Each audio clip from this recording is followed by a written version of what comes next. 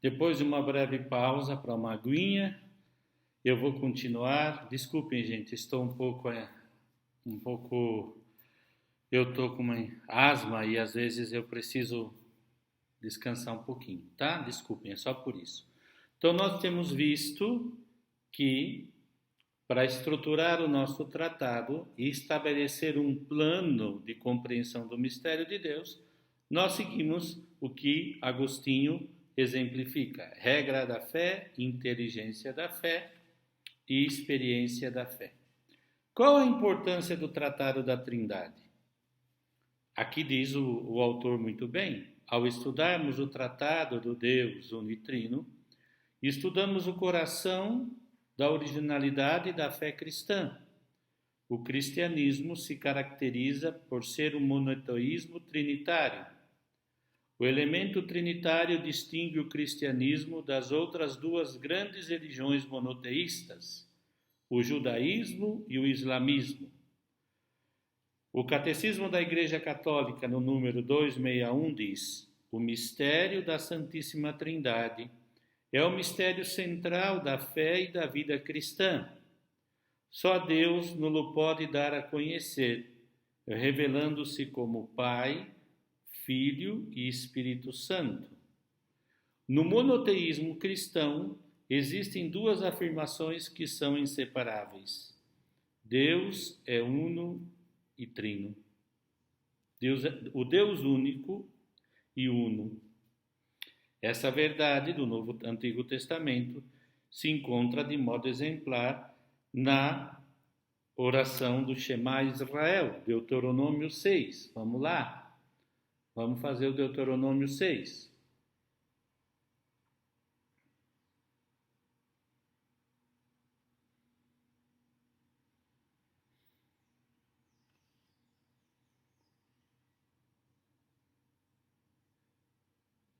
Portanto, Israel, ouça e procure colocar em prática o que será bom para você e que o multiplicará muito, como Javé, o Deus de seus antepassados, lhe disse ao entregar a vocês esta terra onde corre leite e mel. Ouça, Israel, Javé, nosso Deus, é o único Javé. Portanto, ame a Javé, seu Deus, com todo o seu coração, com toda a sua alma e com toda a sua força. Que estas palavras que hoje eu lhe ordeno estejam em seu coração.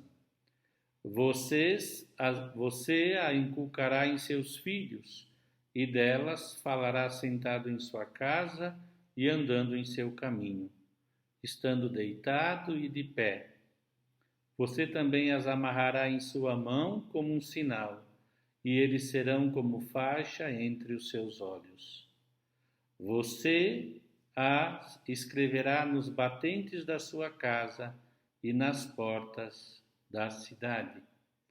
Quando Javé, seu Deus, os introduzir na terra que jurou a seus antepassados, a Abraão, a Isaque e a Jacó, com cidades grandes e ricas que você não construiu, casas cheias de riqueza que você não encheu, poços abertos que você não cavou, vinhas e olivais que você não plantou.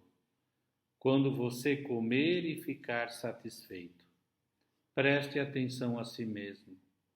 Não se esqueça de Javé, que tirou você do Egito, da casa da escravidão.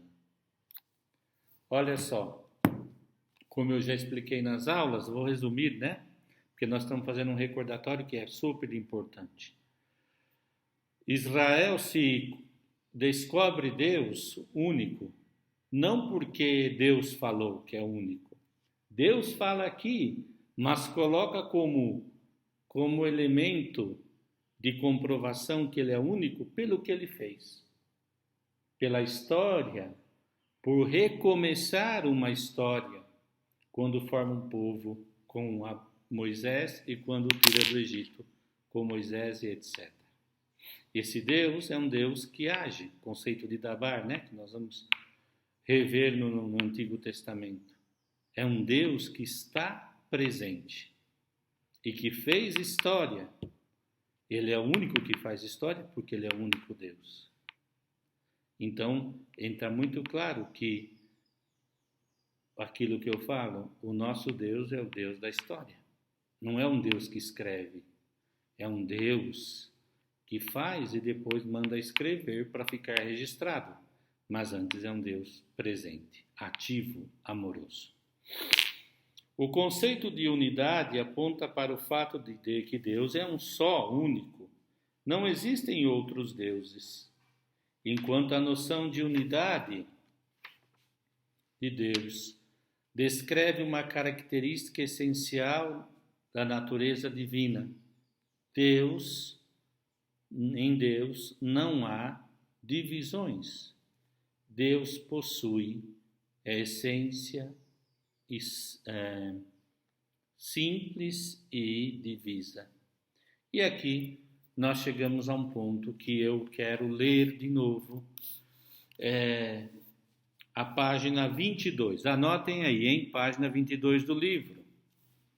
Ele cita aqui o livro do Coda, que eu falei que infelizmente era o livro que eu gostaria, mas só tem em italiano. Diz assim: não se pode falar de um autêntico monoteísmo que preceda o judaísmo. Monoteísmo revelado. A história das religiões propõe um esquema de evolução histórica, no qual o monoteísmo é visto como uma evolução histórica e natural do politeísmo e do animismo, início da história humana.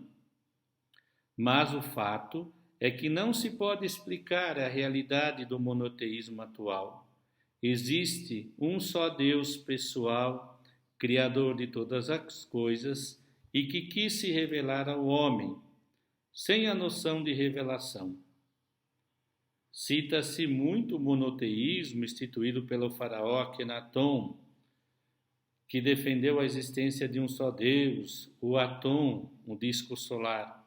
Mas esta proposta religiosa não obteve grande sucesso.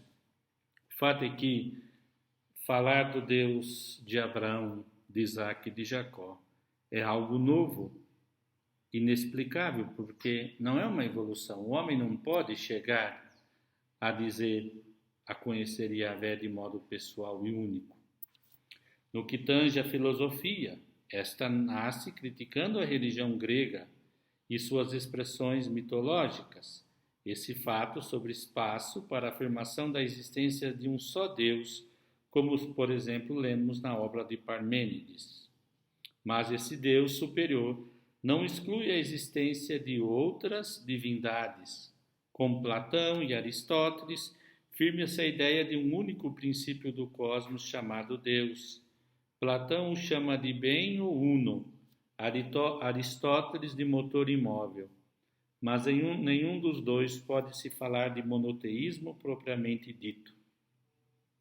Então, há uma novidade absoluta que nós precisamos, então, perscrutar nas próximas aulas, nos próximos vídeos, nós trabalharemos um pouco do que já foi estudado. Mas eu penso que esse resumo aqui é de grande importância.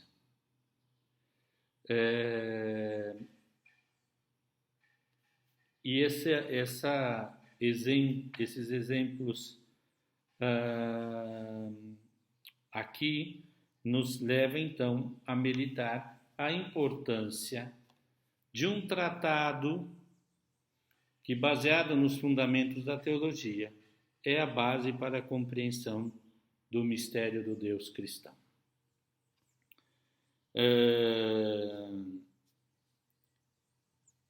O batismo cristão, porta de entrada para a comunidade cristã, é administrado em nome do Pai, do Filho e do Espírito Santo. As antigas profissões de fé têm uma estrutura trinitária. Na liturgia, a Trindade está no lugar central, por exemplo, a oração eucarística dirige-se sempre ao Pai e termina com uma doxologia que que menciona as três pessoas: por Cristo, com Cristo e em Cristo. A vós, Deus Pai Todo-Poderoso, na unidade do Espírito Santo. O prefácio é o louvor ao Pai pelos benefícios da sua obra de criação e de suas disposições na história da salvação. O segundo momento tem como oração o memorial da obra da salvação realizada por Jesus Cristo, perícope da instituição e anamnese. Podemos ainda falar do momento da epíclese, no qual invoca-se o Espírito Santo sobre as oblatas, as ofertas, e em seguida sobre a comunidade reunida. As orações cristãs normalmente se dirigem ao Pai por Jesus Cristo na unidade do Espírito Santo. A Igreja mesma é entendida como um povo reunido na unidade do Pai, do Filho e do Espírito Santo. O que está no centro da fé cristã também deve ter um lugar central na consciência cristã e, consequentemente, no centro da teologia. Como sabemos, a teologia sistemática organizou a reflexão teológica em tratados, os quais nos ajudam a compreender os nexos teológicos do mistério revelado. Os tratados não são percursos paralelos, mas se entrelaçam. Os tratados estão intimamente interligados. Provindos do único mistério de Cristo, os tratados partem desse mistério e acentuam certos aspectos deste grande mistério, no qual está contida toda a revelação. Um tratado se apoia sobre os outros e, ao mesmo tempo, os sustenta e conduz aos outros. Entre os tratados, podemos dizer, como já foi dito, teologia fundamental e depois a Trindade, e a Cristologia, que ilumina a pneumatologia, a Cristologia, a Sacramentologia, etc., até o último dos tratados, que é o Tratado da Escatologia. Muito bem. A estrutura do tratado. Então, agora, na parte introdutória, vamos resumir o que já estudamos também. A estrutura do tratado. São Tomás de Aquino organiza toda a sua reflexão teológica em torno do mistério de Deus. Este mistério inclui a ser divino enquanto tal, e o seu divino encontra fonte e último de todo o criado.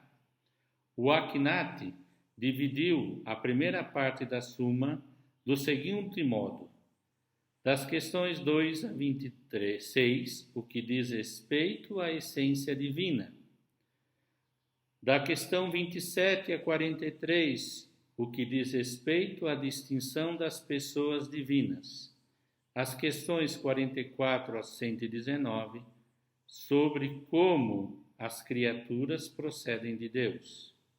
As duas primeiras partes da Suma concernem a Deus ad intra, a Trindade imanente, enquanto a terceira a destra, a Trindade econômica.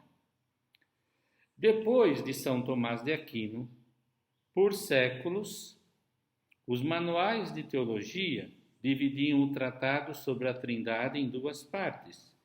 Eles baseavam-se em Tomás e numa certa interpretação de Agostinho.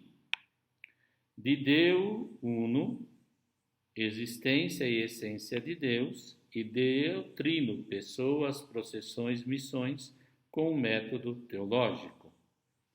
Essa divisão pode dar a impressão de que a primeira parte do tratado aborda as verdades alcançadas pela razão natural, via filosófica do conhecimento de Deus, essência divina, atributos divinos, cognoscibilidade de Deus, enquanto a segunda tratariam daquilo que só pode ser conhecido pela revelação divina. Alguns autores buscam recuperar a dimensão teológica da primeira parte do tratado, insistindo sobre a revelação de Deus no Antigo Testamento, enquanto a segunda parte do tratado trataria da revelação de Deus no Novo. Atualmente, a teologia tende a integrar o tratado sobre o Deus único e o Deus trino. Michael Smaus, profundo conhecedor de Santo Agostinho, por exemplo, escreveu em 38 uma dogmática católica, da qual propõe o seguinte esquema: Tratado 1, Deus unitrino, se revela quanto à sua essência. Deus unitrino se revela quanto às suas pessoas. De Deus unitrino se revela quanto à plenitude da sua vida. Bom, de todas as formas, para que nós possamos compreender melhor esses elementos, é necessário sintetizar. Como que nós vamos estudar, então, o tratado? Gente, é muito simples. Nós, como já temos feito, né? Só estou aqui reelaborando, resumindo. Nós partimos do que a Igreja nos pede, de voltar às fontes, Optatum Tossius 16, renove-se as Escrituras. Sagrada Escritura, tradição, magistério, fazemos teologia, usando o esquema de Agostinho, mais ou menos, sempre com as abordagens novas atuais, com a nossa possibilidade de saber mais e de fazer mais, porque esses gigantes nos permitiram subir às suas costas para que nós pudéssemos elaborar melhor o mistério de Deus. Isso é muito importante, tá bom? Por isso que aqui o João, ele cita Dei Verbum e a revelação em Cristo, né? Na Dei Verbum 2, que é matéria, nós estudamos, alguns de vocês estudaram comigo Teologia Fundamental, diz assim no número 2: Aprove Deus na sua bondade e sabedoria revelar-se a si mesmo e a dar a conhecer o mistério da sua vontade, segundo o qual os homens, por meio de Cristo, Verbo encarnado, têm acesso ao Pai no Espírito Santo e se tornam participantes da natureza divina. Em virtude dessa revelação, Deus invisível, na riqueza de seu amor, fala aos homens como amigos e convive com eles, para os convidar a admitir a comunhão com Ele. Esta economia da revelação realiza-se por meio de ações e palavras intimamente relacionadas entre si, de tal maneira que as obras realizadas por Deus na história da salvação manifestam-se e confirmam a doutrina e as realidades significadas pelas palavras, e as palavras, por sua vez, declaram as obras e esclarecem os mistérios nela contido. Porém, a verdade profunda, tanto a respeito de Deus como a respeito da salvação dos homens, manifesta-nos por esta revelação em Cristo, que é simultaneamente o mediador e a plenitude da revelação. Olha, estamos na página 27, tá? Para se alguém não se perder aí.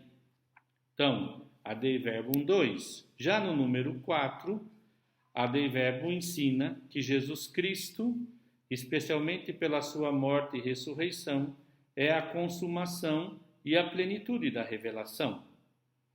Diz assim: depois de ter falado muitas vezes e de muitos modos pelos profetas, falou-nos Deus nesses dias, que são os últimos, através do seu Filho. Com efeito, enviou o seu Filho, isto é, o Verbo eterno, que ilumina todos os homens, para habitar entre os homens e manifestar-lhes a vida íntima de Deus. Jesus Cristo, Verbo feito carne, enviado como homem para os homens, fala, portanto, as palavras de Deus e consuma a obra da salvação que o Pai lhe mandou realizar. Por isso, ele vê-lo. A ele é ver o Pai, com toda a sua presença e manifestação da sua pessoa, com palavras e obras, sinais e milagres, e sobretudo com a sua morte e gloriosa ressurreição. Enfim, com o envio do Espírito da verdade, completa totalmente e confirma com testemunho divino a revelação, a saber, que Deus está conosco para nos libertar das trevas do pecado e para nos ressuscitar para a vida eterna. Muito bem, penso que nós estamos aí compreendendo melhor, analisando melhor tudo aquilo que nós temos exemplificado, né? Olha só, dei verbo da estrutura que nós falamos no início, do professor Bife lá. Como Deus se revela e o que Ele revela dele.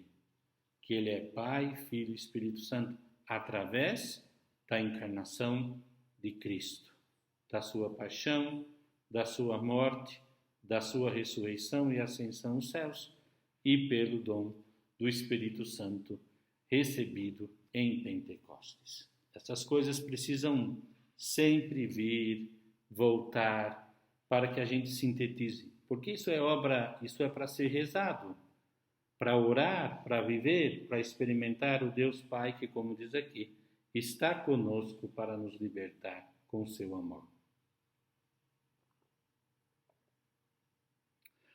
Outro tema importante na página...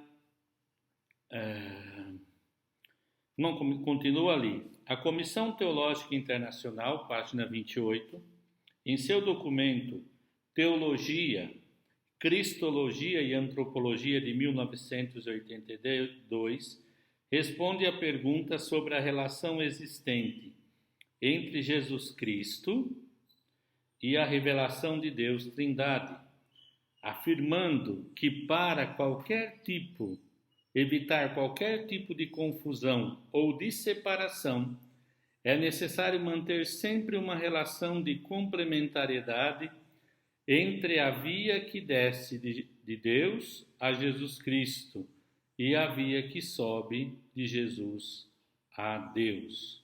O que significa? Não se separa o mistério da Trindade do mistério de Deus, Jesus Cristo, verdadeiro Deus e verdadeiro homem.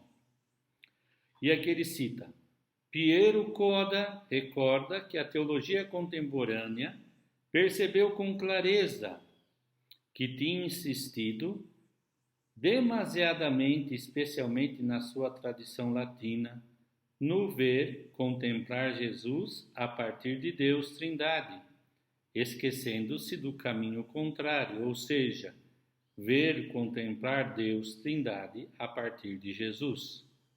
Esse segundo movimento voltou ao centro da reflexão teológica contemporânea, graças à chamada teologia crucis, da cruz, de inspiração luterana. Essa tendência teológica tendeu a cair no erro contrário, esquecer ou até mesmo negar que se possa percorrer a via que desce de Deus a Jesus.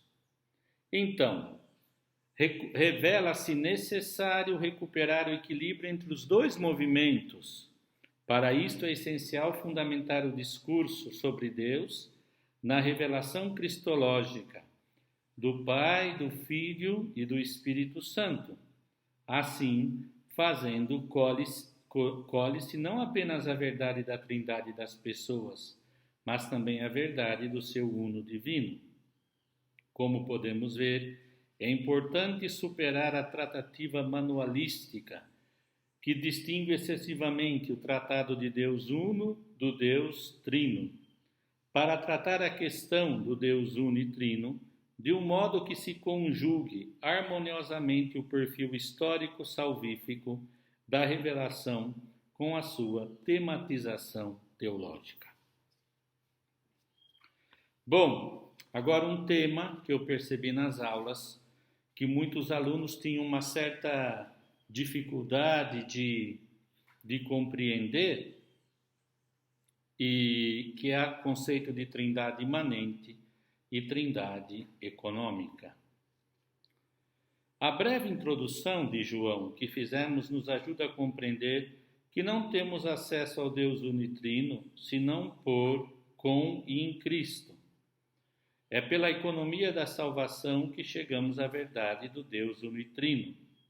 A economia se revela, então, o caminho de acesso para a teologia trinitária.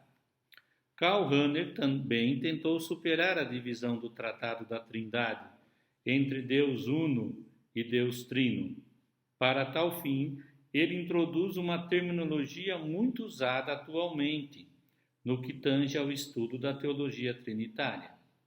Esse autor fala da trindade econômica e da trindade imanente. Em outras palavras, ele distingue o Deus que se revela na economia da salvação, à destra, quer dizer, à diestra, fora, do Deus em si mesmo, ad intra, lá, Pai, Filho e Espírito Santo, que se amam eternamente. Esta distinção não significa uma diferença entre as duas abordagens teológicas. A trindade econômica é a trindade imanente e vice-versa. O Deus unitrino revela-se na economia da história da salvação, tal como ele é na sua vida imanente. Essa distinção de Rahner não é uma novidade na teologia. Olha só o que diz o Catecismo no número 236. Os padres da Igreja distinguem entre a teologia e a oikonomia, designando teologia como o mistério da vida íntima de Deus, Trindade, e com o segundo, todas as obras de Deus, das quais ele se revela à comunidade, revela e comunica a vida. Quais são as obras de Deus? Criação, redenção, santificação. As obras de Deus revelam quem ele é em si mesmo. Inversamente, o mistério do seu ser íntimo ilumina a compreensão de todas as suas obras. Por que eu sei que Deus, na sua vida íntima, Pai, Filho e Espírito Santo, é amor? Porque ele cria, nos redime, nos recria no amor e nos santifica. Deus, eu conheço pelas obras quem é Deus.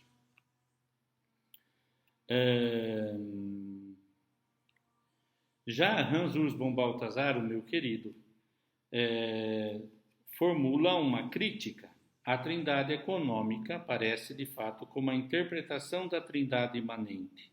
Esta última, não obstante o seu ser princípio fundante da primeira, não pode ser simplesmente identificada com essa, porque em tal caso a trindade imanente corre o risco de reduzir-se à trindade econômica.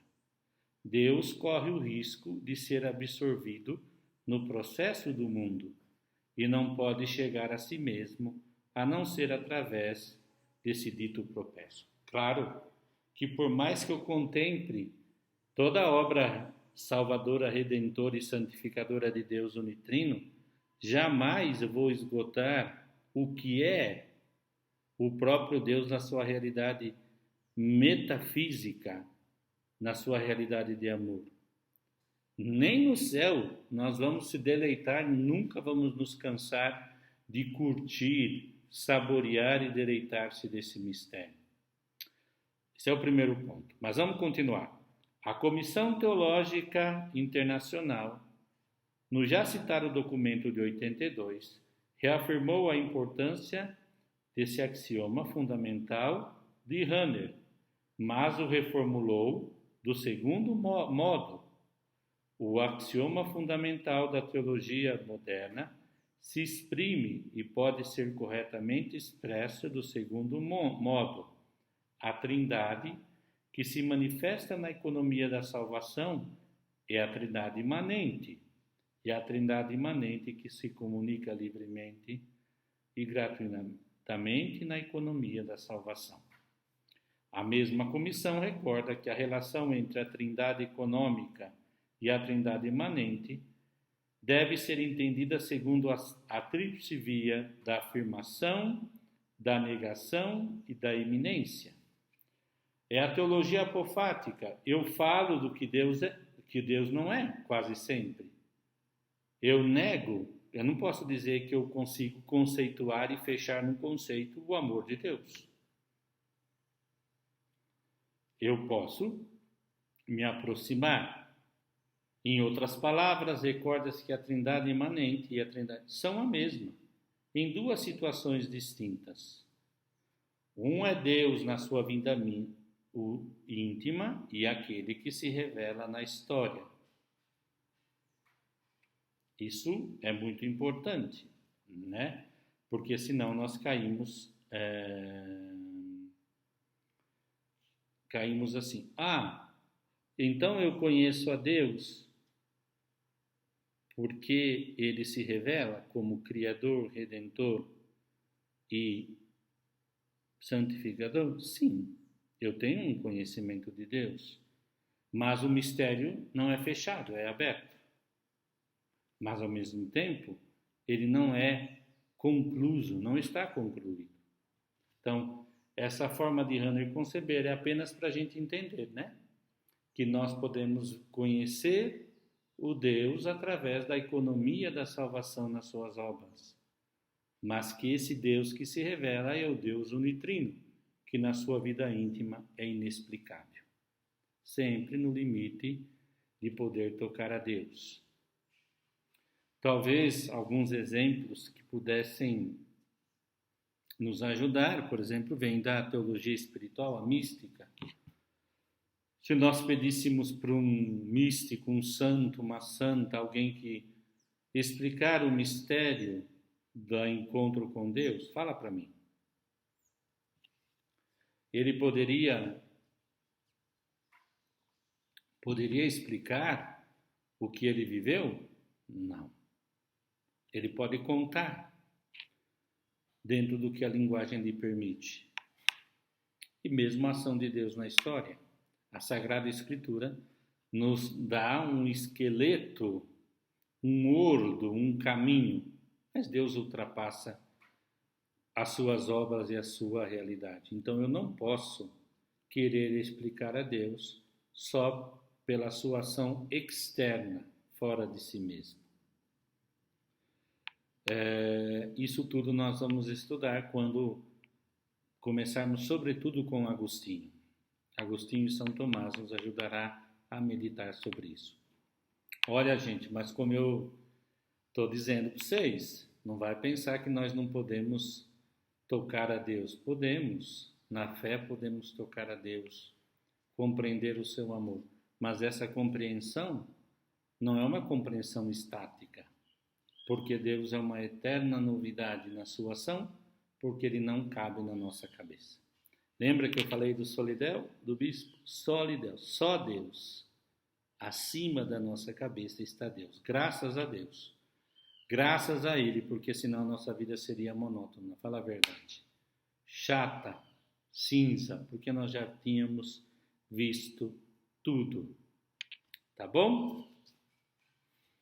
E essa concepção maravilhosa de Deus nos permite, então,